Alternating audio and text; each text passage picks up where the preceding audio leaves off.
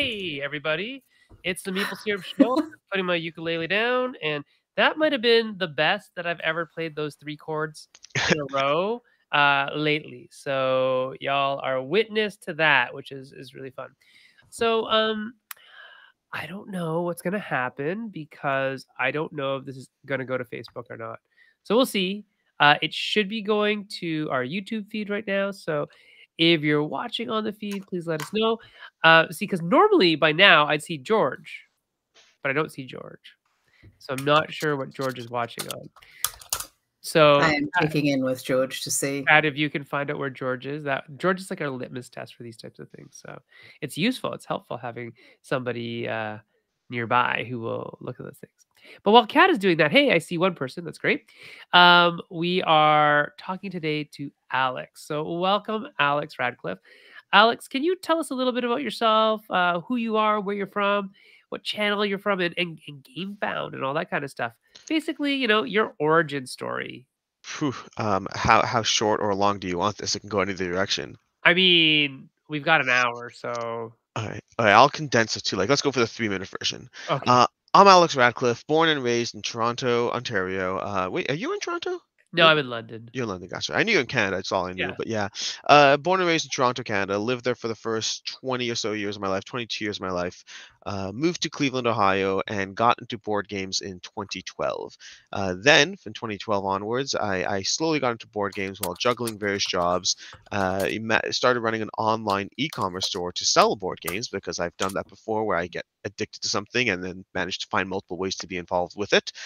And then in 2019, I decided to start doing YouTube content to promote my online store. That was the goal, the incentive, and that was all the whole point behind that. Meanwhile, just passionately spending 7 years involved in the hobby in every sense and playing as many games as possible, learning, having fun, weekly game nights, all those things. My YouTube channel took off fairly decently. Like, and this slow start at first, but then I managed to I got very lucky at finding a niche, finding an audience, and from there managed to just continue doing YouTube videos. And if you watch my early content, you can see like the first 10, 15 videos, I'm like, oh, buy and sell Board Game Co. But I very quickly dropped that because I was just having too much fun talking about board games. From there, I just continued talking about board games while enjoying that, and eventually realized that I actually was in a very fortunate position where I might have the opportunity to do this as full time as I possibly could. And so, 3 years into the channel, I quit my day job where I was previously COO of an e-commerce agency where we, built and sold Magento websites. And then from there, I started doing YouTube full time, where that lasted for around 5, 6 months before Gamefound reached out to me. And in combination with the fact that I'd been covering crowdfunding very actively for the past 3 years straight, and combination with being CEO of my last job, they're like, hey, you can actually be a good fit for this position we're hiring for, a CMO of Gamefound. I thought about it because I had enjoyed the process of going full time into board games, and I thought about whether this worked for or against that goal. Eventually decided that was an opportunity I did not want to miss out on, and took it. And a year and a half later, here we are, and I'm on a call with the two of you, having a great time. Hey, wonderful. That's great. That was nicely done. It's almost like you're accustomed to talking to people about stuff. Yeah, I got the parts that don't matter. I managed to slowly tweak out of the way as time goes on, but the highlights are right here, right now. There you go. Yeah, well done. Yeah, and we are live on Facebook right now, so welcome to all the viewers there. Hello, George. Hello, David. And if you are watching and you have questions for Alex about himself or Gamefound, that's what we're talking about today, please do put it in the chat. We'll get it up and we'll ask those questions. So, Alex, tell us about Gamefound. Why should people go with Gamefound over other crowdfunding platforms? What's the benefit? What are the pros and cons? How does this all work? Okay, this is another one of those questions that could go in any amount of length, but we'll just focus and figure it out. So Gamefound is a crowdfunding platform, very similar to Kickstarter, similar to Backit, similar to others, but I think those are currently the big three in the ecosystem to a degree, with Kickstarter being the giant in the room. And Gamefound started as a pledge manager, maybe 6, 7 years ago, and then around 2, 3 years ago pivoted to doing crowdfunding fully from the get-go. And their big mission at the time, which is still true to this day, is that board games are the largest sector on crowdfunding. Crowdfunding has been around for a while, but the tabletop industry became a natural fit for it and blossomed and grew in ways that, even as we see various campaigns fail here and there, it actually has one of the lowest failure rates on crowdfunding. It's been a natural fit for crowdfunding. It's been great for advertising, great for promotion, great for keeping small indies while also supporting large creators. Crowdfunding and tabletop in the tabletop space has been a natural fit.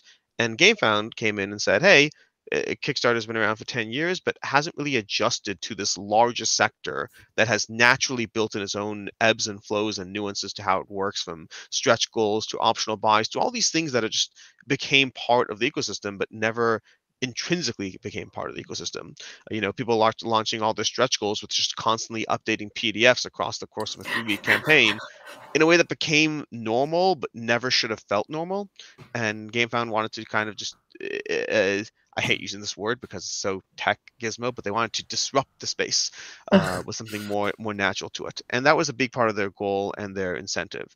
And that's what they did. That's what they did, and they continue to iterate and add features. One of the things we do on the platform is we have an active development cycle, and we're putting out updates every 2 weeks. We're constantly tweaking, changing from small little bugs or improvements to large features that people will notice and utilize. And so a big part of the initial pitch was, tabletop crowdfunding by tabletop gamers for tabletop gamers, built around the tabletop community. And then from there, the biggest conversation and pivot over the past 2 years has been, how do we take a platform that has all the right tools, but make sure it has enough of an audience that the benefit tools, audience, and all that are make it worthwhile for you as a creator. And that's kind of the background to answer your question, which is why go with Gamefound, because it has better tools for the e-commerce, for the tabletop crowdfunding space. It has an audience that is roughly on par with Kickstarter. Once you ratio it out, Kickstarter, I believe, has around 7 million active users a month across the entire platform, and Gamefound has around 2 million active users around a month, focused entirely on games. And when you focus on the relative ratios, it's close. Kickstarter is still a little larger, but it's still close. And ultimately, Gamefound does deliver results. A big part of it is, ultimately, this is a larger data-driven conversation, but the results are there to kind of show that right about now, if you launch a campaign on Gamefound, you're not risking that much. If anything, you're setting yourself up for success with possibly better returns, with hopefully better tools, with a system that is built by the community, for the community, and around the needs of the community. So that's happened really quickly, from the perspective of someone who's been sort of watching the crowdfunding platforms and trying to get my own project ready to go. And it's amazing how fast the months go by when you're trying to get ready to go and you want to get it right. One of the things that I found really fascinating as someone thinking about doing it is, when I first started thinking 2 years ago or so, okay, I'm going to start really studying, like, as opposed to just sort of, I might do this, I'm really going to start studying and really looking at them. And Gamefound and Backakit just were not a thought at that point. I'm new, I've got a small audience, I'm not going to be able to do a lot of that myself. These days, I'm seeing little tiny campaigns of a similar size to what I'm going to be able to do, smashing it on Gamefound and Backakit, but much more on Gamefound, I think. What advice do you have in terms of driving that audience and getting that audience to Gamefound if you're a little wee creator, like, say, us at Drarink? Yeah, so I'm gonna focus on that speed part for a second first, because like something that does blow my mind. But it's like, a year ago, I was telling people when I met with them that, hey, Gamefound has had 3 out of the top 10 highest funded tabletop games have been on the Gamefound. And it's like 30% is a very strong number for somewhere that's a year out the gate. And this year, we're currently at 5 out of the top 10 most funded games are on Gamefound. Wow. It's a little insane. Kickstarter still has the large extent of the volume, but when you focus on the campaigns that are more set up for success to begin with, a large portion of them are in Gamefound, and the speed of which we've managed to take over parts of the industry is fun. And there's a lot of large creators and announcements coming for 2024, so I'm very excited about it. Just as somebody who's part of the reason I joined was the idea of being able to be a part of a huge part of the hip-hop crowdfunding space was appealing to me, and it's cool. To answer your question, though, because that's a very big thing, because it's not the right fit for everyone in every way. One of the big things is, and it kind of goes into those ratios, where when you focus on the large campaigns, Gamefound has half of the large campaigns. When you focus on the entire ecosystem, we're probably closer to around 20% as far as the tabletop space. And that's not necessarily, I wouldn't say intentional is the wrong word, but I'd say it makes sense with how who the platform is the right fit for to a large extent. A big thing I like to focus on is the fact that GameFound has the tools, and the area which struggles the most with is how competitive are we on the audience. And we are Right. competitive, but there's a difference between being competitive and being the best. When it comes to the audience, Kickstarter still has more users, and that is a big factor. And so one of the things I've seen time and time again is that if you're simply launching a campaign and you're not going to put in the work to bring your audience to the platform, Kickstarter is the better site for you. It is the better platform. If you're not going to be focusing on a strong, strong Facebook advertising campaign, if you haven't been working on a mailing list with, 2,000 users that you can direct to the platform, if you're not launching with a large IP or just a large company with an established track record to begin with, if you're not doing something that will bring people to the platform, then if you're just focusing purely on hoping for organic growth and that's it, Kickstarter still has better numbers, in my opinion, for most creators who are in those positions. And that's a normal position. Any small creator is trying to juggle 17 things at any given point, and they're only going to get done 13 of them. And if one of the things you're not getting done is driving people to your campaign, Kickstarter is still a better fit for you just because of the users. But if you are driving people to the campaign, GameFound does convert at a higher ratio. So it's a weird math Right. game of like how that plays out. But if you're sending people there, GameFound's higher ratio conversion will work better for you. If you're not, then the additional eyeballs just matter more.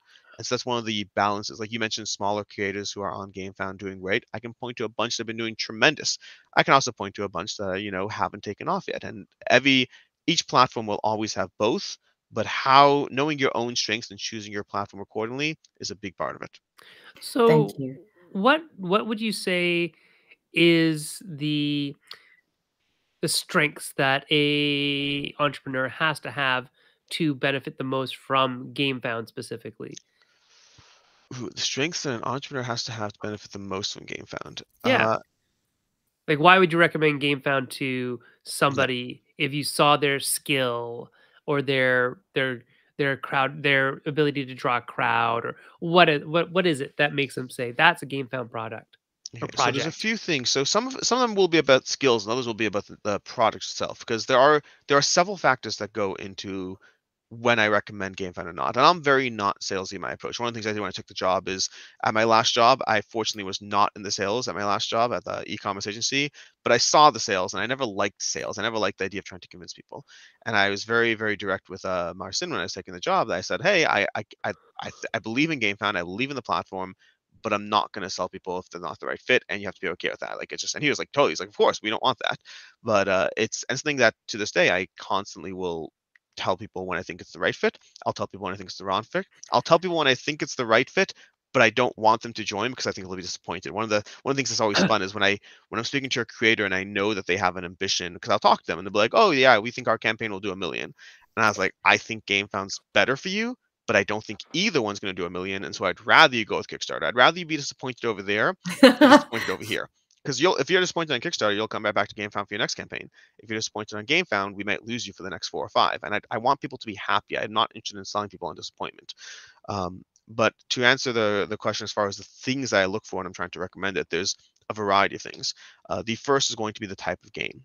GameFound can do well with any game, but if you're creating a more party game as opposed to, let's say, a miniatures dungeon crawler, a miniatures dungeon crawler is a better fit for the game fam audience. The overlap on the people who are looking for that versus people who are looking for a lighter, just pure card driven system or straight up a party game or any of those things. The lighter the game, the more of a slight drift I move towards Kickstarter as opposed to game fam. That's going to be Right. one thing in general.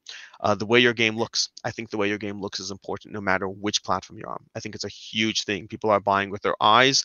Don't judge a book by its cover, but if you don't have the book in front of you and you're not able to read it and the only thing you have to go by is the cover, It better be a good cover. it better be a good. That's exactly right. It better be a good cover, and I do find that's true on both platforms. But I think that when I'm looking at campaigns that I'm surprised are funding because of how it looks, usually it happens on Kickstarter. I'd say that Kickstarter has a slight boost towards a little bit more flexibility around how the game looks, and I think the GameFound audience is a bit more critical. The average GameFound backer spends more than the average Kickstarter backer because they're focused on diehard gamers to a larger extent, but they're also more critical because they're focused on diehard gamers to a larger extent. Right. It's a double-edged sword. It works both ways. So that's gonna be one of it is how the game works. It looks, and that could be art, it could be production, graphic design, the miniatures, all of those things. The average price point of the game is a little bit intertwined. although that might have to do a bit with stretch pay as well. You know, the installment payment system GameFound has, so the a larger pledge system will a larger average pledge. Sometimes I'm a little more inclined to focus on GameFound. I think that's more of an edge case though, because that's more around a specific tool we have as opposed to the large platform. So I think the way the game looks, the genre of the game, and then I think that that first thing I touched upon, which is how are you sending people to your game? If you're not going to have, because there are people who just want to make their game. That's all they want. They want to make the game. They're not here to jump through the 17 hoops of how to make your game successful. They just have a vision, and that's all they want. And that's fine. I respect that. I remember having a conversation with somebody, a friend of mine, like a year ago, how, 20 years ago, to be a good plumber, all you had to be was a good plumber. Yeah. Nowadays, to be a good plumber, you have to be a good plumber. You have to be great at, Google rankings and white page listings and all these other peripheral things to sell yourself. And that's Exactly like true. with game designers as Yeah, well. Like even yeah, just as just a pure designer, you have to be able to build your brand and be all yeah, of these extra things, and you have to be active on all of these different platforms and get yourself known. And then you have to be able to make sell sheets and do yeah. decent prototyping and oh, and A then on great top of that, if you want to self-publish, a great example right here in the chat. We have Edward Taylor King right now, and he's currently knocking it out of the park on all facets of how to bring their game to yes, market. They have their game Galactic Renaissance, I believe it is, or maybe like Galactic Cruise. Galactic Correct, Cruise. Cruise, Yeah, yeah. Yeah. and they're doing everything right as far as they're not just making a good game. That's unfortunately only one facet of making a good game That's nowadays. It's right. not that Yeah, much of it, yeah. honestly. But they're focusing on, okay, great, let's be active in social media. Let's ask people for opinions. Let's tease things into the chat so that by the time their game launches, people have a sense of familiarity and not a sense of, what's this new thing. And the sense of familiarity is one of those subtle things that builds consumer confidence to a large degree. Mm, When you're seeing that thing for the first time on crowdfunding, if you get the sense or the feeling that it's been around for a long time, there's just more of an incentive behind it. And part of that's the fact that they're dropping it in, in Facebook groups left, right, and center. Part of it's the fact that they, to a certain extent, they've built their entire game to have the perception or the feel of a Lacerda game, which again gives that Mhm. sense of confidence and everything. So like they're doing a great job across the board in all the facets. But when you ask, like, what skill sets or does an individual have, I think that the more wrapped up they are in, I just want to make a good game, the more I'd say Kickstarter might be able to soften some of those rough edges for you. But if you are able to fully invest in all aspects of what you're doing, I think GameFound will have more tools. It'll have a better infrastructure, better systems, better functionalities you can take advantage of that you may not even bother with if you don't care. Mhm. And ultimately, if you're sending people, but can you still actually, you mentioned before, if you don't really care about building up an audience and those sorts of things, I mean, is it fair to say that that can even work anymore? Like, can you actually still crowdfund without bothering to try and get an audience? not if you're doing nothing, but I think there's a big difference between doing nothing and doing very little. And Right, I I think see. Yeah. I think on Kickstarter, like there are projects. It's one of those things. It's always hard to understand like what the success and failure look like because for every multi-million-dollar campaign you have, there are campaigns that are funding with like a $10,000 goal, and I don't track enough of those to understand or follow how many of those actually make it to market. But there are campaigns that are funding with a $10,000 goal, and if yours is one of those, the way I'd put it is, if your goal is $10,000, you may have made, I don't know, 8,000 on GameFound and 11,000 on Kickstarter. You might have the additional audience can be a big boost there. But if Mhm. you're sending people to the page, I just think the conversion ratio is a different thing. So, and it's not, I wish I had more data on like the pure, I was gonna yeah. ask you what are What the is the conversion rates, conversion and ratio? do you actually, do you track, like UTM codes and all of those? Wait, just double checking, CMO, is that Chief Yes, Marketing Officer? yes, Good, yes. okay, now I can mention all the UTM codes and things With the like that. Awesome. complicatedness. So I do know Yeah, UTM codes. I know all that. The complicated part of GameFound is we have myself as the chief marketing officer, but I'm more the marketing officer for bringing people to GameFound. Right. Versus I have somebody underneath me in my department who's kind of responsible for all the Facebook marketing stuff, and right. he's much more knowledgeable in that area where I know peripherals, I know the basics, but he has much more knowledge there. Of Um, course. No, but I mean, yeah, that's running a good team when you have your yeah. experts. It's just Because interesting because marketing as can mean two yeah. things in our context. But yeah, so no, it's we do track all of that stuff for sure. The thing I wish I had data offhand, and it's something I've looked at before, I just don't have the current numbers, is the failure and success ratios on the platform in general. Meaning the Right. last time I did this, I want to say maybe it was like 6 months ago is the last time I did a comparison in terms of just the pure, what is the failure rate and success rate of a project in GameFound versus Kickstarter. And they're roughly equal at the time. I remember that because I was disappointed. I thought GameFound would be better, and I was disappointed that they were even. But that's just pure abstract failure or success. It's not funding totals, it's not whatever. It's just, okay, great. Across the board, how many are launching that are successful, how many are launching that are failures, period, without any other context. But yeah. I think there are just so many other factors involved in that as well. Like, was it a real goal? Did they do work to achieve it? Did they have a decent product? Like, there's so much else that can go wrong that's not the platform. And Yeah. a lot of the time, especially like inexperienced creators, will land themselves in a bunch of those holes because they just haven't learned enough before they launch. And this is super easy for me to say because I haven't done it yet. Yeah. Well, let's focusing on one of the things you said there, because like it's the hardest part of my job is you said there's so many factors that are not the platform, and I agree with Mm-hmm. that so much, which makes it so hard to sell something where you can't even like. I mean, for instance, like we recently had let's say Call of Duty. Call of Duty was a campaign over on Kickstarter, did several hundred thousand, where many people thought it would break millions of dollars. And I could say from today to tomorrow whether I think GameFound would or wouldn't have been better. I don't know, but I guarantee you it wouldn't have made it a multi-million-dollar project. It might have made additional whatever. Like they were talking about ranges. It's not, but you're not gonna do twice the funding on one platform versus the other. But it's so easy to perceptionally have that. When I mentioned earlier, that sometimes chase creators away, where I sit there and say, hey, I think your funding goal is not realistic. And to that end, I'd rather be, I say it a little more politely, but I think your funding goal is ambitious, and I'm not confident I'll hit those numbers. But to that end, I'd rather, the way I put it to them is, if you think your campaign is going to do 500,000 and it only does 200,000, if that happens on Kickstarter, you're going to say, oh wow, I misjudged the demand. If it happens on Gamefound, you're going to say, wow, that's a platform. I shouldn't use Gamefound again. That's the nature of being the challenger, the upstart in the Right. room. And I That's said, so Of course. interesting. Yeah. yeah, it's fair. Yeah. And I said it's fair, but like I just want you. I'd rather It's you be disappointed there. I wouldn't say it is fair though. I think it's human nature. Yeah, well, that's But what. Yeah, I mean, I have not yet decided which platform I want to use because my research is I think a Alex year would out of say date. Gamefound. No, from what Alex has depends. been saying so Depends. far, I am not a Gamefound project. Ah, interesting. So Yeah, maybe you're not. I'm a small. This particular game is a small box game, well, sort of smallish, sort of Yeah, that kind of size. It's designed to be played in around about 10 minutes. It's about whales. It's very light. It's not a party game, but it's light, low strategy. I suspect that if the Gamefound audience is similar to most of the people who come to Unpub to test games, and I think it is because Unpub gamers tend to be gamer gamers, and this is more like a sort of chilled out kind of a game. I think from what you've said, because I'm using this as a test case to learn yeah, from what you're saying, I'm a Kickstarter project for my first game, and I'm a game found for several of the others behind that. very So Perhaps. Yeah. appropriate. that's So really interesting to So I'll try say a and few things just. there. The first thing is going back to the human nature aspect is if I'm not sure that Gamefound is the better choice, I usually recommend Kickstarter. Because again, it's that human nature aspect, which is if I don't think I can offer you, if I think I can offer you par for the course, I'd rather you take Kickstarter because again, that disappointment factor is the thing where Mm, if it doesn't do well, you're always going to want to point at the variable that's a little bit more unknown. And I just want you to be happy. I just want people to be happy. I want them to be excited. And very few people are going to launch on Kickstarter and be like, shucks, I should have used GameFound. But if you have the reverse, if you have an experience you're not looking for, you might say it in reverse. And I don't want that. I'm not. I want people to be happy and confident in their goals.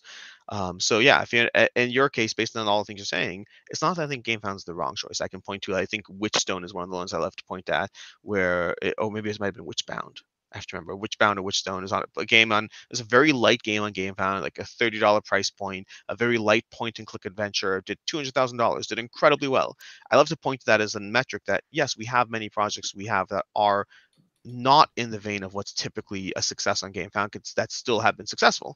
At the same time, I'd still say, be mindful and point at your own things and look at, I don't want to use it as a selling point. I want to use it as I think we can absolutely deliver results in all cases, but I want you to be, in your case, without knowing more, I would say Kickstarter might be the right choice. One mm. thing I do tell people in this situation is, make sure to use GameFound for your pledge manager, because one of the things that we have is if you use GameFound for your pledge manager, then what'll happen is in the future, when you launch a new campaign, everyone who everyone who was on your pledge managers in any campaign will get notified as well. Yeah, So you can whether kind Oh, of they were start neat. Kickstarter building up, or yeah, Gamefound. Yeah. you can Mm. build up your audience and your infrastructure and your network systems while still using Kickstarter and tying in with the Gamefound, building the Yeah. ground roots somewhere else while establishing it. Yeah. Yeah. Go ahead, Sid. I was just gonna say, yeah, it's Witchbound is the game. Wishbound. Right, Yeah, yes. I work on that game, so it's fun. It's a good Oh, game. nice. I was going to say Yeah. that particular game, if it was the one I was thinking of, and it sounds like it was, that has a lot of thematic ties that I think will still get it through, even though it's light. Yeah. Where some other lighter games might be considered to be less cool, less sort of this is a gamer thing and this is not a gamer. This is one of the things I'm trying very hard to disrupt, to use the word from earlier, Yeah. because heavier games don't have to all be about space and whatever else, and vampires and fighting and things. So It's actually all dungeon crawlers, Cthulhu, or space, so it's not going to work. Those are the only three things. Well, I mean, so there is something about that. I'm pretty sure if you look back at the history books, I might have been project number 1 or 2 or maybe 3 that wasn't an Awakened Realms project, I think. So on Gamefound, on Gamefound, I was one of the first. Which project? That would have been what's it called? Oh, Kingdom Rush 2. Oh, Okay. I love Kingdom Rush. Yeah, so gosh. it'd be the second this one. was Kingdom Rush 2, though. Yeah, The Elemental Uprising. Elemental Uprising. And I think that was like the second or third or maybe the first non-Awakened Realms project on the platform. And it was interesting because we did well. Like it was sub $1 million, but it was Yeah. good. It was like 800,000.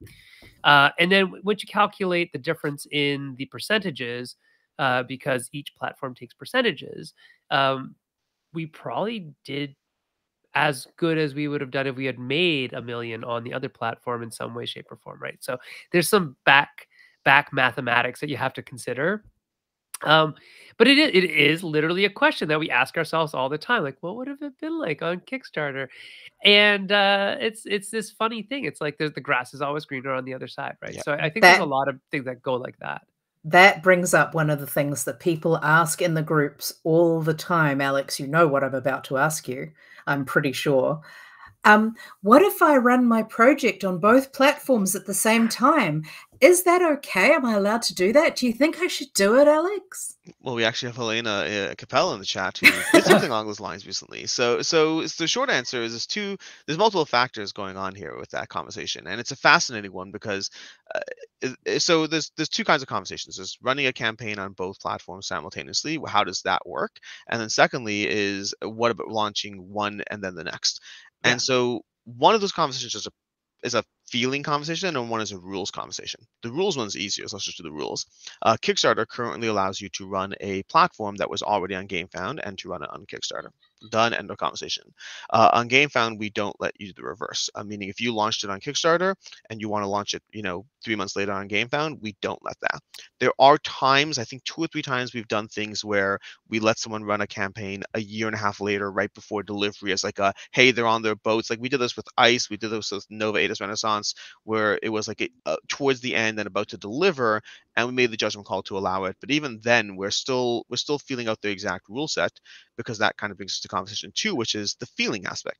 Because one of the things that it's a weird conversation, because normally in traditional e-commerce, you sell on your website, you sell on Amazon, you sell on eBay, you sell wherever you can. Nobody cares. Why wouldn't you be in as many places as possible? But crowdfunding is in this weird place where, to a certain extent, it's a journey. It's like the promise of a journey. Be along, help build it, help bring it to life.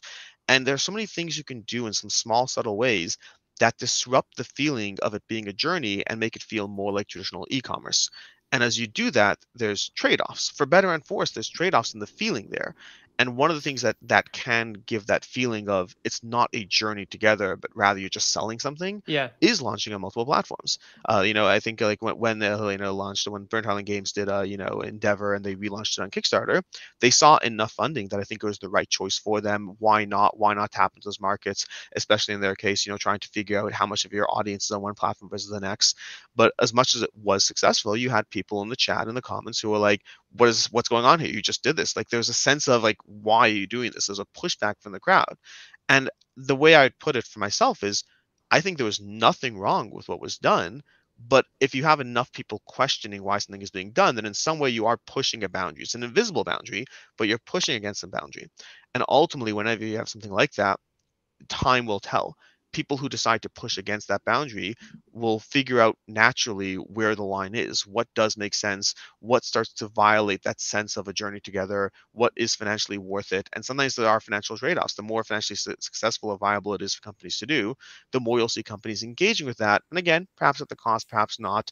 So the way I usually put it right now is, again, from a rule set basis, if somebody asks me that, like somebody's like, "Hey, we want to launch a Kickstarter, come to Gamefound," I'm like, "I'm sorry, we can't. We don't let that happen right now. But if you want to do it in the reverse, by all means, like feel free to try it out and see how it goes."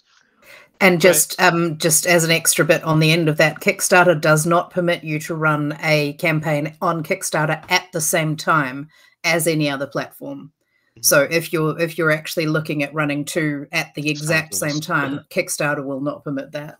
So Yes. So Helena yeah, is I mean, saying that they got some questions, but she thinks they did a good mm, job rewarding both platform backers, right? So yeah, they I were sort watched of that pretty incented. carefully because I was like, somebody's taking that risk. What's going to happen?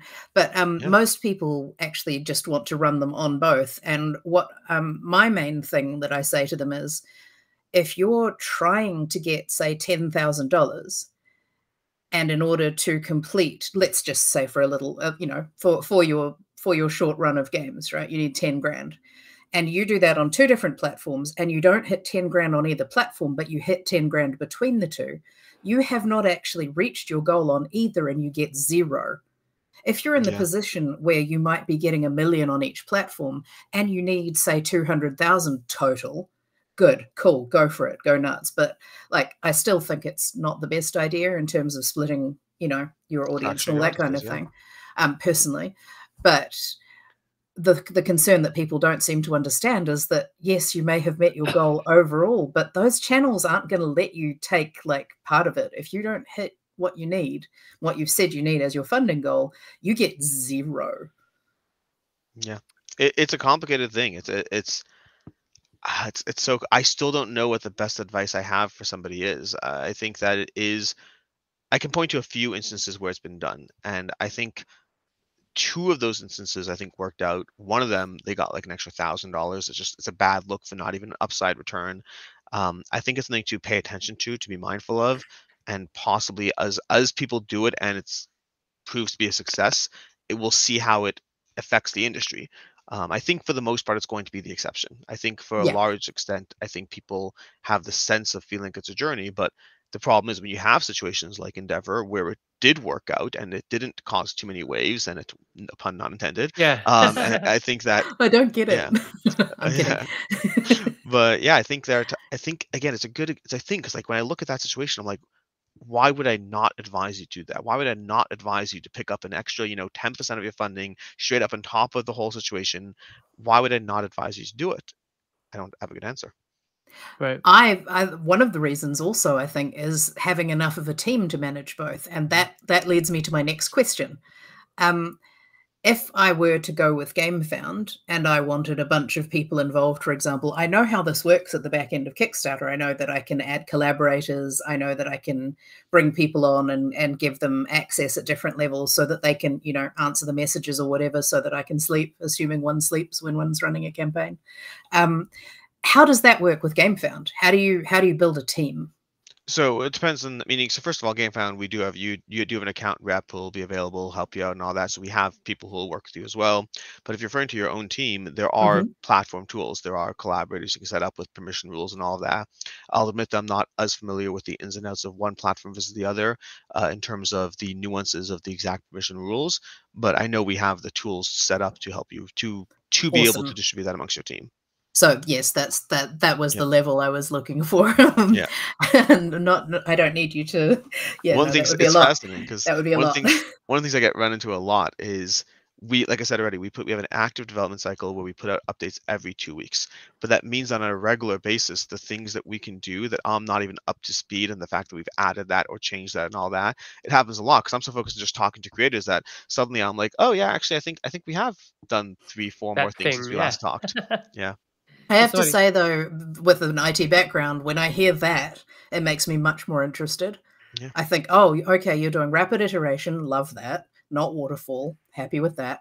That means that you're also probably capable of doing rapid fixes, also love that. Yes. But whenever I'm talking to someone and they're going, oh, I'm not sure if that's been put in yet, that's, for me, that's really promising. I don't know if that's always the case. People in the comments, feel free to say how you feel in that sense. But I personally, I'm like, yes, you're making changes, you're constantly working on it. One of the questions we get a lot is, why do you not have an app? And there's a few reasons into it, but part of it is the rapid iteration aspect, where we don't want to be focusing on two different development cycles at the same time. So we're just Sure. focusing on continuing to make Gamefound the best it can be always. And that's going to be a combination of our own ideas, of creators' ideas, of the audience's ideas. But we don't ever want to slow down. We have a lot of things we want to do, and we want to keep doing them. Yeah. Where can we send our ideas? Is there like a Oh, I think Cat we, just. we lost. We I lost think someone. Cat just went to Kickstarter. Cash for the Kickstarter. I don't know. She'll come back. Yeah. Come back. So Helena actually said she would honestly never do it again, ever. Yeah, The but I'm dual surprised by crowdfunding. that, because like I thought the numbers were good. I thought the numbers were pretty Oh, good. I don't think the numbers were poor. I think it's more of maybe more of a operational thing. Yeah. So to Hi, answer your Cat. question, Kat, so GameFound has an active community. Can we hear you? Your mic is Your all audio messed up is. again. I'll get this working. test? There You're you good. go. You're good. I was Yeah. hear you. I just vanished. You did. GameFound has a blog. We have a blog in the background. It's not as publicized as the rest of the shiny Kickstarters going on, as shiny campaigns. I can't believe I said Kickstarters. The shiny campaigns. It's still in I know it's still there. It's still part of the lexicon. We all do it. It's the But Kleenex of crowdfunding. exactly. But yeah, so we have an active blog that every week, every 2 weeks, we put out a blog update, and that's read very heavily because that's very focused on the creators. The creators are the audience for that. So I mean, you could always send something in via submission form. You could message me directly on Facebook, and I'll talk to our team or submit things, and we put things in the queue. But comments in the blog are read very heavily, very actively, because usually we're like updating, hey, here are 7 things we just did. And then we pay attention to the comments and we read them, because sometimes we get good feedback, negative feedback, ideas. So that's always a good place, whether it's related to the blog or not. That's just a good place that we monitor very actively. Okay, awesome. cool. I've just sent that link to you, Sen, so that you can share it in the comments, because I don't have permission for comments. Yeah. And we tell creators, so when we're working with new creators, we tell them a lot, like, hey, if there's something that's going to push you over the edge to come to the platform, tell us what it is. We can't make guarantees, but we do always want to make the platform better. And so if it functions as both a platform improvement and a sales tool to bring you on board, we'll have a conversation. Yeah, that sounds awesome. I love that. And when people are contacting Gamefound, are they talking to, like, I'm assuming, yeah, there it is. There's a contact. Is there a crew of people that they're coming through? Do they get a specialist that's going to look after them, or like what's the experience at a high level? Sure. So we operate effectively. We have a few teams set up. The people that you're going to interface with if you're working with Gamefound are going to be sales, marketing, and account managers. That's effectively the people you're going to talk to. And sales is usually going to be sales. You may skip entirely depending on how you come to the platform. You may skip it entirely, but sales would be someone like myself or someone on my team who's having a conversation, telling you about the pros and cons, saying, hey, we see you have an active campaign that's launching a Kickstarter. It's awesome. We're so glad to fund it. It looks great. I don't know if you've chosen a pledge manager yet or not, but like, we'd love to have you on board, or chasing you for crowdfunding. We'll chase with both parts, but we try to have that conversation. So those are the first people you interact with. And again, you might skip those people entirely if you haven't in with the platform. If it's your second campaign, if you just directly went to the platform, you might skip that and go directly to the other people, which are marketing and the account managers. Marketing is going to be there for your marketing needs. What kind of Facebook ads do you want to run? What kind of assets are we working with? What kind of spend do you have? Like, we have a full-on, we like to say we're an all-in-one platform: crowdfunding, a pledge manager, and marketing. And coming soon in 2024, we're also focusing on e-commerce as well. We're adding shops to the platform, so it's going to be an ongoing cycle where you can continue to. Thanks, Lane. I appreciate it. Where you're gonna have an ongoing cycle of being able to maintain those links. That thing that you were selling and a year ago, we almost want it to be a continuation of the SEO is already there. Why not have that ongoing thing for those who want it? But so we're trying to be an all-in platform, and that's where the marketing is going to be a facet in terms of being able to work with you on whatever you're trying to do there. But then your most common contacts across the board are going to be your account managers. We call them our CAMs, our key account managers, and they're the ones who will talk to you about, whatever is going on, whether you're trying to figure out why an image won't load the right way, whether you're trying to figure out the nature of having one of the things you have on Gamefound, so you have the same way on Kickstarter, is you have several versions of your page. So you can create your page, but then you're like, okay, well, these are the differences I want for, the pre-launch page. This is what I want for the actual, the crowdfunding itself. This is what I want for when the pledge manager phase. So you have versions of your page, and there are lots of things going on. There's lots of tools there, and because the nature of any system is the more it can do, the more complicated it is. And so lots of stuff on Gamefound will be very intuitive, but there's also going to be times where you just can't figure out where in the world is the link to the shipping table, and that's where you'll have an account manager you can reach out to, you can talk to. They'll hop on calls with you when they need to, and they'll be your point of contact to both recommending things as much as possible, being as proactive as possible. I always say we try to be as proactive as we can, and we always want to do a better job than we're doing. It's just, there's so many things we want to like. There are times where we look at a page after it launches and we're like, oh, there are 4 things that I would have done differently, and we didn't have that conversation beforehand, and I feel bad when that happens. But we'll be proactive where we can. We'll take a look, we'll offer advice, and then we'll also answer questions. So your key account manager is going to be a biggest point of contact while you're with us. That's really appealing.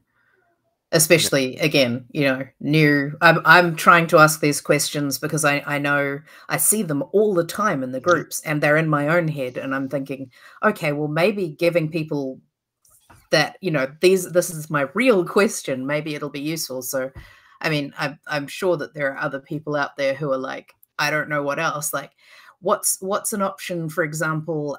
So you mentioned the ability to use Gamefound just as the pledge manager. How does one get that set up? Is it through the same channels? So now it is through the same channels. It used to be, for a while, Gamefound started as a free pledge manager tool. Then they started doing paid crowdfunding.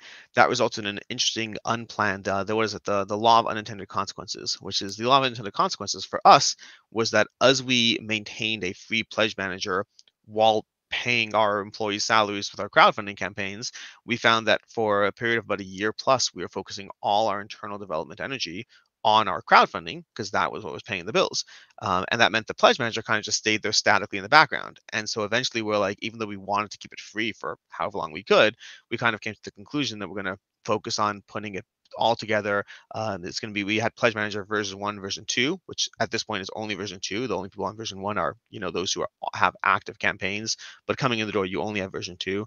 The upside of version 2 is it has a lot more tools. There's a lot more, we have the account managers there a lot more present. We have a lot of the tools that we put into the platform, such as additional payment methods, stretch pay, built-in marketing, built-in advertising on the platform. Those are all present, but we kind of took 2 separate systems that seemed like they were one system, but they're actually 2 separate systems, and we really put them all together. And so now it's a very similar process. It's just a question of what are you coming to the platform for? What do you want out of it? We obviously recommend that we generally, I shouldn't say obviously because it is case by case, but in general, if we think it's the right campaign for the platform, we do think having your system both on the same platform is a big deal. It does help. One of the things we say in general is on Kickstarter, because of the fact that Kickstarter is a fractured platform, it's crowdfunding then pledge manager, it means that once your campaign's over, someone who hasn't backed your campaign, you've now lost them. There's no more contacting, there's no more updates, there's no more reach to that person. On Gamefound, they could miss the entire campaign, but if they ever followed you at all, they're still getting updates on your production, new art, miniatures being produced, resin samples. They're getting updates throughout the entire project. They're getting that update 6 months after your project ended that says, hey, pledge manager's closing in 2 weeks. On Kickstarter, that's someone you lost 6 months ago. And so there are incentives. Yeah. I've noticed exactly that. I've started getting these emails where I'm like, I didn't back that campaign. What? And you should. But yeah. I mean, now I'm like, oh, I see. You've got a new thing. Oh, well, cool. That's interesting. And you could unfollow that, by the way. You're not locked in as a. No, not at all. Yeah, you're entitled to unfollow that whenever you want. Just most people don't, practically speaking. And that means I find it. I follow all the things. Yeah. My email's very full of stuff, but it's very interesting to see. So, Alex, tell me, if I have a budget of not the budget. Let's say that I got a quote for manufacturing, and I'm going to use a round number because maths is hard. So let's say that it's $10,000 to produce my run of 1,000 games, which would be very expensive. But anyway, Let's say that's how much it costs. How much do I need to budget if I'm wanting to use Gamefound to cover Gamefound costs? What's it going to look like for me? So the only problem is the maths were very easy for your side. Now I have to backwards compatible outside the maths. I mean, so funding wise, meaning the cost of GameFound on its own are just 5%. But then Cool. you also have the payment processing fees, which are going to bump you up to Mhm. 8% roughly. So if you bring in $10,000 on GameFound, you're walking away with what is that, 9,200, something like that. Something like that, yeah. that math works out. 8% is like 800 or Yeah. something. Yeah, I think so. So yeah, so 9,200 you're walking away with. So you have to do whatever that divide by this to get that end reverse number. But that's I do highly encourage you to have some degree of marketing built in general. The way marketing is a fascinating conversation on its own, but in general, if you spend too little on like Facebook, Google, all that, if you spend too little, you're not able to get any real result. It You might takes as a well little have spent time, nothing, yeah. basically. But if you spend too much, your ROAS, your return on ad spend, starts decreasing as well. So there's this interesting middle ground where you're able to get the maximum amount out of it, and it does vary campaign by campaign. But generally, I'd say that I don't have it's very hard to say because each project is different. But Of I'd say course. like everyone should be budgeting at least $500 for like ad spend or something like that. If spending $80 just save your money, it's almost not worth it. But at least $500, and then depending on the campaign, there's campaigns that come in the door. There are campaigns that spend hundreds of thousands of dollars on their marketing spend, which is insane. But when you have a $3 million campaign, the idea that you spend $200,000 on marketing isn't crazy. It just sounds crazy. But yeah, I mean, I could spend $200,000. yeah, do it, do it. Just I just not on a marketing campaign. I don't have it either, so that's fine. And if I wanted to just use the pledge manager, do those percentages change? Pledge percentages are the exact same. So our pledge Okay. manager, and this is one of the things I do caution people. Generally, I say our numbers will be cheaper than most, but you have to know what you're looking at.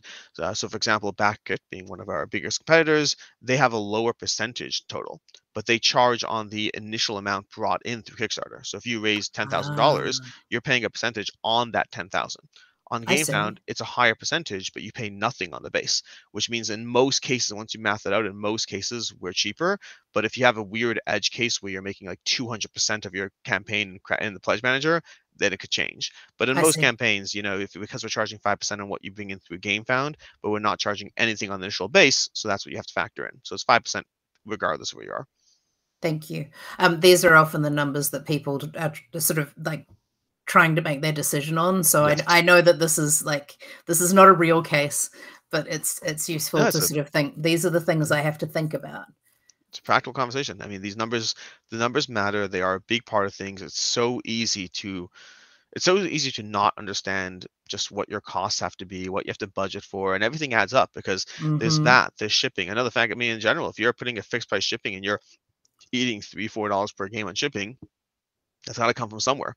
All That's these a lot of numbers are money. Yeah. I everything mean comes from that somewhere. and that's the thing that people often don't think about, right? Is they go, okay, so it's going to cost me $10,000 to make my game. So that's my funding goal. Yeah. Nope. Nope. Nope. Nope. What about like what is your damage rate on terms of the games? Let's say Yeah. your games are shipping out, and what's the rough damage rate on boxes that ship out based on your game size? If you ship out 10,000 copies, how many backers are coming back to you and saying, by the way, the box was dented or destroyed or something happened? What are your component It's issue? usually about 2%, isn't it? Yeah. So Somewhere around there you have for to figure out that kind all of these thing. But numbers. If you yeah. don't figure them out, it's so easy. It's so easy to not to just look at numbers. That's why that goes back to the original conversation of being a good plumber versus running a business. Yeah. There's so many things that go into actually bringing a project to life. And I mean, a lot of the smaller campaigns, like, yeah, it's hard. It's just hard. And of course, this isn't something that we're expecting you to be able to answer Yeah. all of here, but because we're talking about crowdfunding, I wanted to make sure that I did call out that there are the other things you need to think about when you're doing the campaign. So, is there anything that you think is really important that someone should consider when they're doing a crowdfunding campaign, just in general or specifically with Gamefound that we haven't touched on yet that you wanted to cover? So it depends on how we look at it. I'd say there's two things I focus on very heavily. One is a generic piece of advice, and one's very specific. The generic one, feeds into where we are in the conversation. Honestly, it works well. Is join Facebook groups. Join Facebook groups that are about people making games, designers, publishers. Join those groups, ask your questions, be a part of the conversation. There's so much stuff that you don't know that you don't know. And just Yeah. by being in the groups, you'll see people asking the questions that at least they know they don't know. And you will be like, I didn't even realize I should Yeah. ask. And if you're in those groups for several months, for years, ideally, before your campaign launches, you will start to get a sense of all the things you haven't considered. And at least you can choose what you care about. You can sit there, you can look at marketing and say, I just don't want to do it. But at least you know it's something that you're choosing not to do. Versus the things you don't even know that you're choosing not to do, and you're going to find it the hard way. I mean, like, that's a great conversation as well. Like, if you don't like, I mean, Gamefound handles that for you. It's another conversation. One of the things I would say for a smaller creator that an incentive to use Gamefound is Ooh. that handling. For a more established creator, they often have more things set up to take care of it. But if you're a smaller creator and if you're running that on your own, that is a nightmare in the works that you haven't thought of, and You Gamefound just said handles all for it. some magic words Yeah. there, but yeah, carry on, carry on. Gamefound handles all of that for you. We're effectively, we are a marketplace, no different than eBay or Amazon, and so we have to run the VAT for you. That's a technical Mm. conversation where technically in the EU, Kickstarter is supposed to handle your VAT, but right now it's still right now they're not strictly speaking following what they should be doing, but it's not yet causing issues.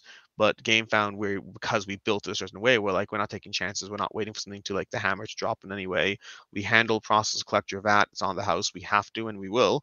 And that can be a big factor. But if you don't know about that, if you don't even think about that, and you just sell internationally, you might bring in like $500 of sales, especially as a smaller creator. You might bring in $500 of sales and not understand the sheer Mm. amount of homework and logistics nightmares you've signed yourself up for that you didn't even think of.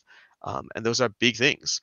So that's in So general. just quickly off that, do Go you ahead. also handle like GST and the other types of Yeah. sales taxes like all Yeah. over the world? Yeah. Awesome. Thank you. Carry on. All that stuff's taken care of. We process it all for you. I love Uh, that for us. Anyway, It's a carry on. big deal. But I mean, but again, even then, there's still things like you can get into easy trouble by just simply saying, "Hey, we handle that." Like we've had creators who heard that and misunderstood. Like, so just give a weird edge case.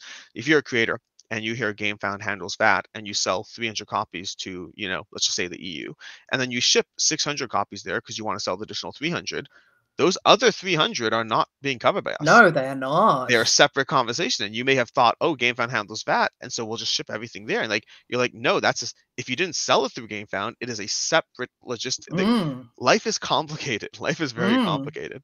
There's Really a good Yeah, example though, because I yeah, bet people do it. people do, and like the only reason I know Mm. to even say don't do that is because we've had people who did that, and they just thought, well, it handles that on the games you sold on Gamefound, not Mm. everything else. Anything else you can ship it however you want, but you're gonna have different whatever. There's so many things. There's a reason on every campaign you'll have like 4 people who want their language version of insert whatever language, and you're like, hey, we need at least 400 backers to even consider whether that's worth it. There's so much stuff goes into everything. But then the second thing, in terms of specific piece of advice, so the general one, join Facebook groups so you can learn the things you don't know. The other one I tend to tell people all the time is spend the time, energy, and investment in building your audience. Mm. Again, going back to Galactic Cruise over here in the chat, that campaign is going to do well. Well is a Mm. conversation. Well might be 50,000. Well might be 400,000. I don't know, but it's not going to be a campaign that stutters and fails to get off the ground at 17,000. I know that, and I know that without having to wonder because I've been in the space for a long time now, and I've seen creators time and time again, the creators who invest their audience, who are part of the community, who really spend the time, effort, energy of making their game something that people recognize and is known before it ever launches. It is such a big thing. You get feedback early on. If your game doesn't look good, you get that feedback before, as opposed to like when you launch and you find out no one wants to back your game. Like it's such a huge part. It takes work, and I'm not going to diminish the work. Mm-mm. Everything in this conversation takes work, but it is work that will the whole. Once upon a time, the purpose of crowdfunding was almost to be that feedback loop for you, but now you're supposed to be funded day one. So now Yes. it's not like it's no Well, longer now that. you're basically supposed to have like this completed thing with all your files Yeah, ready for you to press go and all that sort of thing. yeah, I mean, I've been following Kickstarter since pretty much when it started, back when you had this funny little video of someone, sitting in their garage going, I really want to make a thing. I don't exactly know what it is yet. I've got most of what I want to do. I just need some money to do it. And now it's just like cinematic videos and minis and explosions and fireworks, and you're For a just like, long time, there was a joke that you need to run a crowdfunding campaign to run a crowdfunding campaign. mm-hmm. And this past year, for the first time, that joke came true. We had a creator reach out to us who wanted to run a Gamefound campaign to run their next campaign. And we met about it. We met internally and discussed the pros and cons. We decided we didn't want to do it. But it No, was, no, that's a can of worms. but it Oh my finally God. happened. Like the joke finally happened. And I honestly, like, the amount of when I'm thinking about all of the things that I'm going to have to pay for before I can even go live with this campaign, I'm like, where do I find this? How do I pay for it? What do I do? Yeah. And I'm guarantee I'm not the only one that's in that position. But yeah. 100%. It's a lot. Yep. We haven't had any other questions from the chat that I can see. Sen, can you see any others at the moment? You muted. He gone. Silent Sen. Oh, No. I am mute. There we go. Welcome back. There we go. Yes.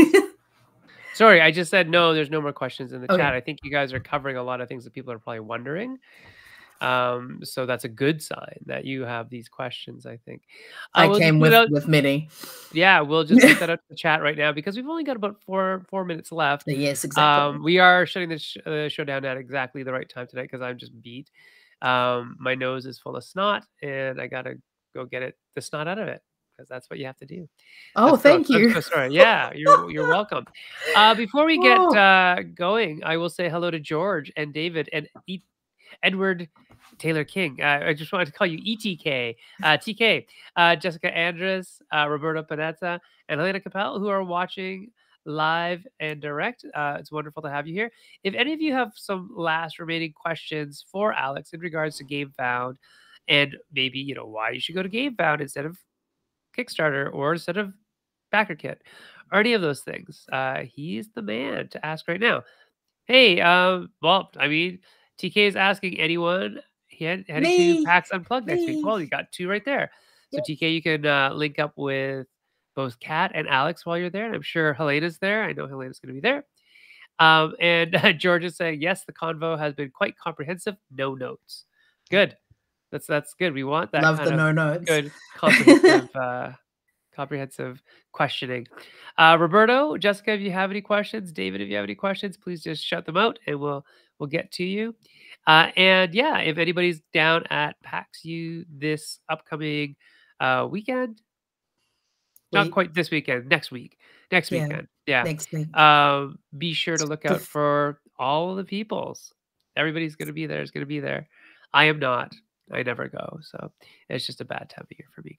But I think that, PAX Unplugged is supposedly very wonderful. So if you've never been, have fun. And if you've been there, go eat food because the food is really good around that place. Everyone keeps telling me about how great the food is. I'm really looking forward to that experience because some conventions, the food, it's just sadness. It's sadness, and I don't want another sadness food convention. So tell me what I need to eat, folks. I would love, I'd love to hear from you. Sadness is kind of maybe like relative to how dependent you are on other people for transportation. That's sadness is usually like that at most conventions. Yeah, right. If you can find somebody with a car, or if you're willing to Uber away from the general location, you can usually find pretty decent food. But super quick tangent on that. Actually, the very first diner that I went to in the US ever is the Oregon diner, which is hilarious because we now live in Oregon, in Pennsylvania. And so that's what we're going to be doing with probably our Friday morning. We're going to go there and have those home fries. So hopefully their home fries are still amazing. But other than that, I will not be wrapping a cheesesteak in a slice of pizza, but I would love to watch anyone who wants to do that. Because that came across my feed and a bunch of people are like, this looks delicious. And I'm like, I would die, but I'd love to watch you try it. Yeah. TK is saying, looking forward to seeing you all there. It will be Yeah, their first first time time too. there, and I'm sure they're gonna bring Galactic Cruise, so, if you're Yes. out there, take a look at Galactic Cruise, beautiful graphic design and art, by Ian O'Toole. My favorite Yes. part is the use of negative space on the meeples, it's lovely. All that stuff is really great. So you know what? Let's start wrapping up now. There's some questions. We'll find them. But if you want to talk more with me, you can find me at Senfunglim on Twitter and Blue Sky. Kat is at Jer Inc. on, All the things. and we are Yes. also Maple Syrup on all the things. Alex, I didn't actually know where to find you. Where do we find you? So there's a few different ways, depends what you're looking for. But I'd say the easiest thing is if you find me on YouTube, the channel name is Board Game Co. You can find me pretty easily there. And at the bottom of every video, I have my Board Game Co. email as well as my Gamefound email. So whichever one you want, rather than you trying to remember what they are, just any video, scroll to the bottom of the description. They'll be both there. All right, go look for Board Game Co. on YouTube. There we go. And if you like what you saw today, please do support the Patreon, patreon.com/MapleSyrup. Help keep the lights on. And Alex, can you give people some final advice, some last minute deets, some maybe tricks or tips on maybe Gamefound, but maybe just life in general? Like don't eat yellow snow. I don't know. Wash your Or underwear. the best place to eat at PAX, Yeah, or whatever. it can be What are anything. what are the I'm final less pieces of helpful advice? on that, but yeah, don't eat Yellowstone is definitely a good one. I'd go with that. I think the biggest thing I'd say, and this is true for board games, true for creation, but it's true for everything, is figure out why you're doing what you're doing. Figure out Mm. define what success looks like before you jump into something. Are you trying to make money? Are you trying to bring a career product to life? If you are whatever it is, like if you're launching a game, what do you need to do for it to have been a success for you? Like how many copies need to have been sold, or do you just have to have not lost money? Is your criteria that someone once upon a time somewhere on a forum says how much fun this game brought them, or is your goal to pay the bill so you can quit your day job? But figure out what it is you're doing, why it is you're doing what you're doing, because without that, it is so easy to. I saw a quote recently. I saw a terminology used recently called playing house, and I don't know. Either of you may have seen this. It was on a big post that blew up, but somebody was trying to bring a game to life and it failed. But something was talking about how what they had been doing was something called playing house, where Yeah. they kept on finding these edge things to make it look like they had movement forward, but they didn't actually do the thing that they were trying to do. So you really want to figure out what it is you're doing, why you're doing it, and what success looks like. And success does not have to be money. In many cases, it isn't. In many cases, it's just some form of satisfaction. But just figure that out and then work towards it.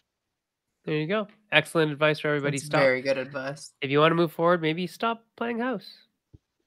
Right? Which was from a Reddit thread, I believe. Yeah, I felt terrible. Like I had my homework built on that because one of the things in there were some things that I wanted to check internally on Gamefound side because it sounded like that person was made some illusions of success that I don't know if I would have given that person, and I didn't figure out what happened on game. I take Gamefound very seriously. And I want to make sure we're always doing our due diligence the best we can. So I think that was a separate conversation as to why failure happened in that case. But there were Sure. some things I wanted to look in on my end too. Excellent, excellent, excellent. Well, everybody, we are not exactly sure what's happening next week because Kat will be traveling to PAX. In fact, you might be there by this time next week. Wednesday next week, will you be there? Starts on Friday I officially, but people go all kinds of I times. think Yeah. I think we will still be here on Thursday. We're traveling on Thursday. Okay, well, maybe I we'll think just do like so. a A pre-con. pre-PAX. Yeah, like we'll talk about what are you packing to go to PAX? Cat packs for PAX. Yeah, packing Anyone for want to PAX. watch me pack? It's like those getting ready videos, only more boring. Yeah, no, but we'll talk about game stuff and Yes. design. And all I've got a that stuff. bunch of prototypes we could talk Cool. about if We'll you go want to through do that. that. Yeah, let's do that. Let's do that. So Yeah. next week we're gonna cat with Cat. We're going to watch Cat pack her pack Packs for packed with PAX. Cat. Yes. Pack gosh. for packs with Cat. Yes, yeah, this is hard to Pack- say, guys. Pack for packs with Hard. Cat. All right, everybody. We'll see you later. Good night. Thanks, Rodney. Bye. Thanks, Alex.